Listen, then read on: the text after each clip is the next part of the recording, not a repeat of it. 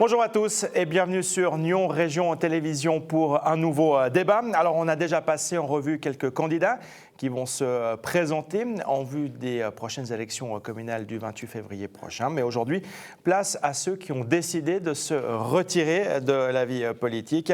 Avec nos invités qui sont présents sur ce plateau, merci à Daniel Collot, municipal à Gland, en charge des finances notamment. Bienvenue. Serge Schmitt, syndic de Tannay, est également parmi nous. Bienvenue. Et puis Denis Jacquet, municipal à Rolle, en charge notamment de la formation et de la jeunesse, la sécurité sociale, de la culture et du tourisme. Voilà, j'ai été archi complet. Messieurs, bienvenue. Je commence avec vous, Serge Schmitt. On vous avait invité dans un premier temps, effectivement, en partant du principe que vous n'alliez pas vous représenter. Puis, changement de dernière minute, on apprend cette semaine que finalement, vous êtes prêt à repartir pour un tour. Pourquoi ce changement ? Oui, vous savez que personne n'est irremplaçable et probablement en politique encore plus qu'ailleurs. Donc ça m'avait fait penser qu'il était peut-être bon, après 2 législatures au conseil communal, 2 législatures à la municipalité, de me retirer. D'autant plus que j'ai toutes sortes de centres d'intérêt que je souhaiterais développer, notamment dans le domaine de la culture, en particulier la musique, et puis que j'avais le sentiment que j'avais fait ma part dans le service à la communauté, parce que je considère que un mandat politique, c'est un service à la communauté, c'est un service qu'on peut dire bénévole à certains égards, eu égard aux responsabilités que nous assumons et au temps que nous consacrons. Et puis à Tannay, il y a eu un référendum à propos du port. Nous souhaitions rénover le port et notre projet a été refusé. Donc ça a eu quelques conséquences. 2 municipaux en ont été très affectés. Et pareil, vous aussi ? Oui, forcément. Ouais. Et l'un d'entre eux a démissionné. Et puis, ça a créé aussi un sentiment de tension au sein du village. Il y avait des clans et c'était très, très dommage. Mais moi, je pense qu'un référendum, c'est quelque chose de bien. Hein. Ou bien on le gagne, ou bien on le perd. Donc, il faut accepter, c'est le jeu démocratique. Quelqu'un disait que la politique, c'était l'art d'empêcher les gens de se mêler de ce qui les regarde. Moi, je pense évidemment tout le contraire, et mes collègues qui sont là partagent cette opinion. Mais donc, c'était une bonne chose que ce référendum, mais évidemment, toute notre énergie a été mobilisée par ce projet, et ça nous a empêchés d'avancer dans d'autres projets qui nous tiennent à cœur. Donc après discussion avec des gens du village, de la commune, je me suis dit pourquoi pas rempiler, en quelque sorte. Mais votre décision initiale, j'ai envie de dire, de ne pas vous représenter, c'était une conséquence justement peut-être de cette histoire du port ? Non, pas du tout. C'était que j'estimais que voilà, j'avais fait ce qu'il fallait pour la commune. Ouais. Et vous le disiez aussi, là, vous avez envie de repartir pour une législature parce qu'il y a plein de choses à faire encore dans votre commune. Il y a pas mal de projets, de dossiers qu'il faut faire avancer. Il y a pas mal de projets, effectivement.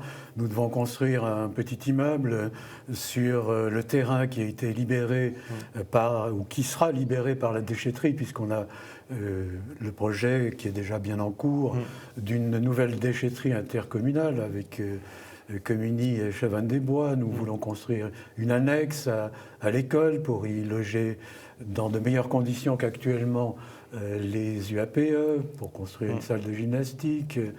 Nous avons, dans le cadre de la requalification de la RC1, le projet de faire 2 aménagements routiers importants.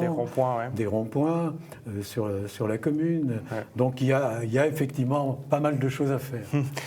Denis Jacquet, vous qui êtes municipal à Rolle, vous connaissez un tout petit peu ces hésitations qu'on peut avoir. En 2011, c'est bien juste, vous n'étiez au départ pas candidat. Et finalement, vous étiez quand même reparti pour une nouvelle législature. Donc, j'imagine que cette situation un peu entre deux, vous la connaissez, vous l'avez vécue. Oui, je la connais, mais la décision de me représenter s'est faite au 2e tour, donc c'est encore beaucoup plus tardivement comme décision que mon ami Schmitt. Oui, alors bien sûr, je connais cette situation, mais elle a rien d'incongru, surtout si on a le sentiment d'avoir encore un rôle à jouer malgré tout, et surtout des projets en cours. Ce qui pour moi, j'ai plus le sentiment après ces 5 dernières années, d'avoir le sentiment d'avoir quand même bien avancé sur beaucoup de projets qui me tenaient encore à cœur en 2011 et puis qui ont été passablement réalisés durant cette législature. Donc le sentiment du devoir accompli absolu. Mais cette fois-ci, c'est sûr, vous ne vous représenterez pas, même pas au deuxième tour. Écoutez, alors je garde ça encore comme réserve. Non, je plaisante. Il faut être un peu sérieux quand même en politique malgré tout. Et cette fois-ci, la décision, elle est définitive. Il y a effectivement passablement de projets que vous avez pu mener à bien dans votre ville. Création de places d'accueil pour la petite enfance et les unités d'accueil pour les écoliers notamment. La réalisation du Martinet, ça c'est aussi quelque chose d'extrêmement important et pour vous, vous partez avec le sentiment du devoir accompli à ce niveau-là. Oui, alors dans le domaine en tout cas de la formation de la jeunesse, avec le site du Martinet où nous implantons un restaurant scolaire, un centre socio-culturel et une bibliothèque, avec en plus des constructions scolaires mises à jour.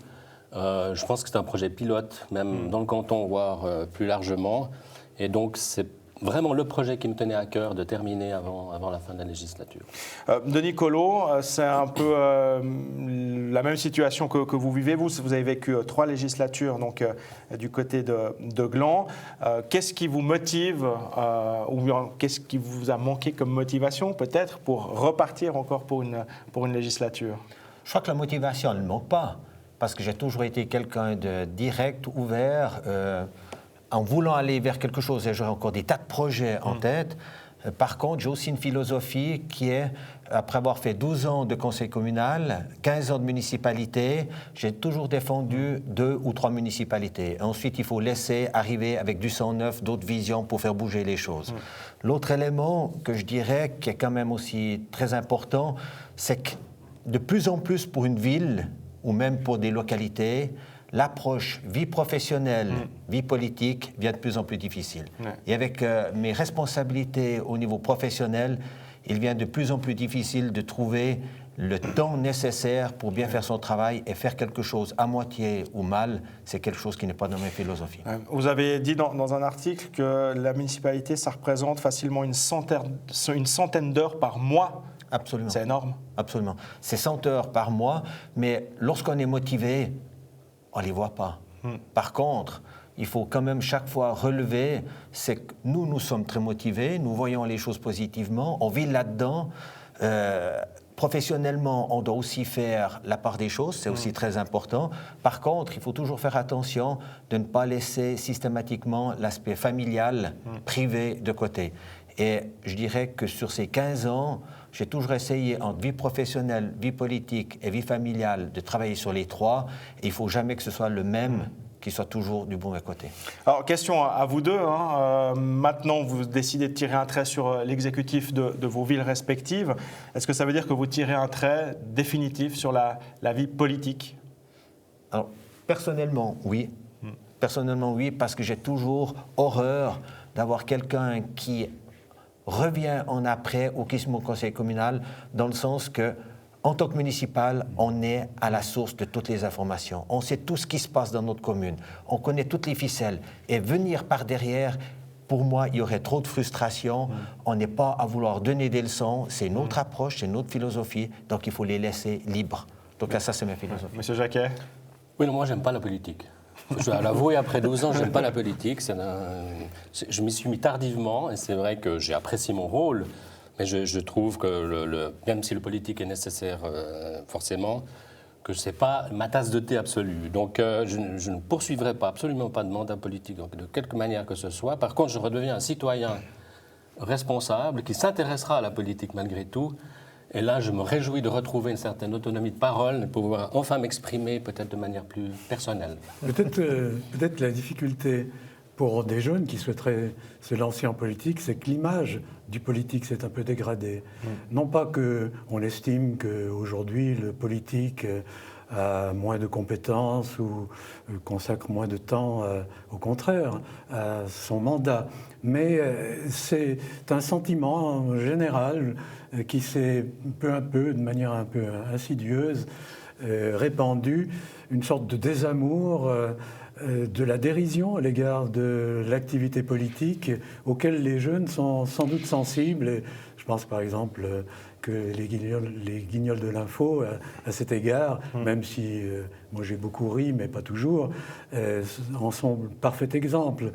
Je pense que c'est peut-être moins vrai dans les petites communes, mais je pense aussi que ça a de l'influence sur ceux qui pourraient s'engager en politique. Bon, c'est pas d'aujourd'hui, d'ailleurs. Georges Bernard Shaw disait « Il ne sait rien, il croit tout savoir, il fera une très belle carrière en politique. » Alors, messieurs Jacquet et Collot, votre carrière politique est donc bientôt derrière vous. Il vous reste 6 mois à chacun. Comment est-ce que vous pensez en profiter peut-être aussi, hein, parce que c'est quand même une large page de votre vie qui va se tourner prochainement. Alors pour moi, en ce qui me concerne, je vais en profiter quand même un peu parce que c'est vrai que 12 ans de collaboration intercommunale notamment, c'est des belles rencontres avec beaucoup de gens. Alors il me reste 6 mois au fond pour leur dire au revoir parce qu'on va se voir régulièrement encore. Le plaisir de partager encore les projets en cours parce qu'il y a encore bien sûr des projets en cours qu'il faut continuer de porter. Donc je vais essayer de savourer ces derniers mois de responsable politique et puis bien sûr aussi me préparer à continuer une carrière professionnelle alors que je devrais forcément reprendre à 100%. Personnellement, je dirais qu'au niveau de Gland, il y a encore énormément de gros projets qui doivent venir, encore passablement de projets que je vais devoir défendre personnellement ou avec l'aide de mes collègues. Il y a quand même le budget qui est un élément particulier par rapport à ce qu'on a vécu au niveau de la ville de Gland. Il y a quand même au niveau du plan des investissements où on arrive sur les 2 prochaines années un petit peu moins de 30 millions où il y a je dirais encore quelques gros projets qu'on va présenter encore jusqu'à la fin de la législature, que ce soit au niveau sport, que ce soit au niveau école, que ce soit au niveau salle de gymnastique. Mon collègue Farjean par rapport à l'entretien au niveau du sous-sol et ce que vous avez fait à Rolle. Donc là, je dirais que les 6 prochains mois seront des mois encore extrêmement intéressants. Et pour moi, il y a certains éléments, c'est de travailler encore sur 2 choses. C'est lancer un fil rouge et de partir sur une première étape et de savourer ces derniers moments avec toutes les personnes, tout en espérant que ce n'est pas parce qu'on arrête la municipalité que ça va se couper. Et il y a certaines amitiés qui sont beaucoup plus profondes. En tout cas, messieurs Jacquet et Collot, je vous souhaite une bonne retraite politique, évidemment, parce que la retraite, ce n'est pas encore pour tout de suite. Hein. Il y a justement passablement d'activités professionnelles qui vous attendent et j'imagine que vous pourrez justement mettre à profit ce temps qui se libère tout d'un coup pour vos activités professionnelles. Merci en tout cas. Monsieur Schmitt, alors c'est bon, vous partez en campagne là, du coup, vous allez prendre votre bâton de pèlerin Tout à fait, constituer une équipe, parce qu'on a eu quelques malades au sein de la municipalité, une démission, donc il faut reconstituer une équipe. Et je tiens beaucoup à ce que dans l'équipe il y ait des femmes, parce que Tanet était une exception malheureuse, en ce sens qu'on n'avait pas de femmes, parce que je pense que les femmes peuvent apporter beaucoup dans une équipe. Je crois que Margaret Thatcher disait si vous voulez un discours, prenez un homme. Si vous voulez des actes, prenez une femme. Donc je vais prendre des femmes. Eh ben, bonne campagne à venir pour vous, Monsieur Schmitt, et donc plein de plaisir pour ces 6 derniers mois pour vous. Merci d'avoir été sur ce plateau à vous 3. Et puis, vous le savez, vous pouvez revoir toutes nos émissions, ce débat en particulier, sur notre site internet, sur notre page Facebook. N'hésitez pas à le partager auprès de votre communauté. Très bonne suite de programme à vous et à très bientôt.